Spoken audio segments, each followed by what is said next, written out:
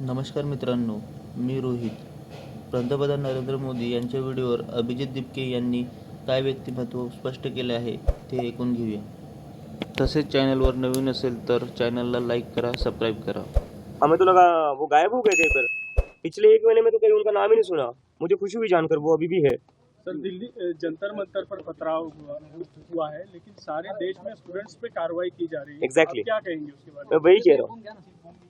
तो पूरे देश के स्टूडेंट्स को ये लोग डराने की कोशिश कर रहे हैं कि मत करना फिर से बीजेपी की सरकार से सवाल करने का, हिम्मत मत करना फिर से प्रोटेस्ट करने का। आदत नहीं यार मुझे ना। पंजाब में पेपर लीक होता है और बीजेपी दिल्ली में आंदोलन करती है आपके ऑफिस के बारे में।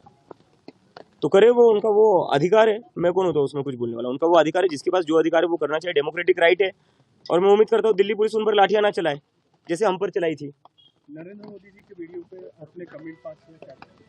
नरेंद्र मोदी जी ने नहीं, मैंने तो यही कमेंट किया था कि उनका जो स्किन है वो फ्यूचर, देश के फ्यूचर से ज़्यादा ब्राइट लगता है, क्योंकि बहुत ज़्यादा रील्स बना रहे हैं आजकल मोदी जी, और उसमें उनकी स्किन जो है बहुत ही खुलकर निखर कर आ रही है। जंतर मंतर पर सर बड़े अभी जो बैरिकेड्स है वो कहीं ना कहीं बिल्डिंग किए जा रहे हैं और बड़े पैमाने पे काफी तौर पर लगाया जा रहा है। क्या फिर से एक बार आप आंदोलन करने की तैयारी है, या जंतर मंतर पर आंदोलन ना हो इसके लिए वो ये तो उसकी तैयारी है कि जंतर मंतर पर आंदोलन ना हो, क्योंकि ये लोग तो डेमोक्रेसी में बिलीव ही नहीं करते। अगर ये लोग डेमोक्रेसी में बिलीव करते तो स्टूडेंट्स पर इतनी ब्रुटैलिटी से लाठियां नहीं चलाते। अगर डेमोक्रेसी में बिलीव करते तो देश भर में स्टूडेंट्स को ये लोग तंग नहीं करते। These people don't believe in democracy. Give them the 5 demand charter and we are in talks with them. Thank you. स्टुडिओमध्ये सर बसलेत.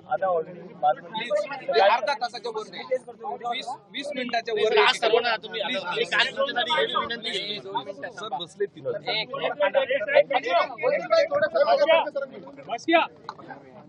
आता मी यात काय नवीन बोलू, मला ते प्रश्न पडला.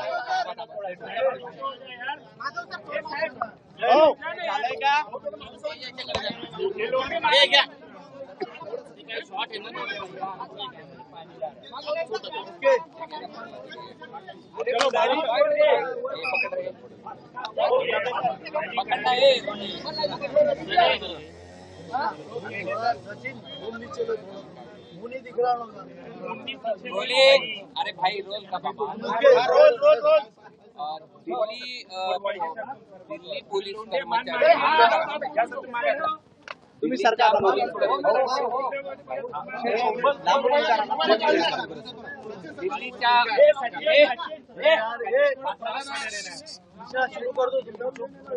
दिल्लीच्या पोलीस कर्मचारी जे आहेत त्यांच्या म्हणजे घरच्या लोकांनी एक पत्रकार परिषद घेतलेली आहे आणि पोलीस देखील माणूसच आहे. बरोबर. एक पोलिसाच्या पाठीमागे त्याचे 4 लोक असतात आणि अनेक पोलिसांचे डोके फुटलेले आहेत आणि त्यामुळे हे गुन्हे मागे घेऊ नका असं त्यांनी सरकारला म्हटलं.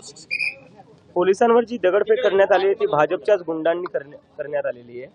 भाजपच्याच गुंडांनी केलेली आहे. मी आंदोलन ज्या दिवशी सुरू झालं त्याच्या पहिल्या दिवसापासून म्हणत होतो की बीजेपीचे गुंड या आंदोलनात पाठवण्यात येतील आणि जे अशा प्रकारच्या गोष्टी करतील आणि त्याचा आरोप आमच्यावर लावण्यात येतील.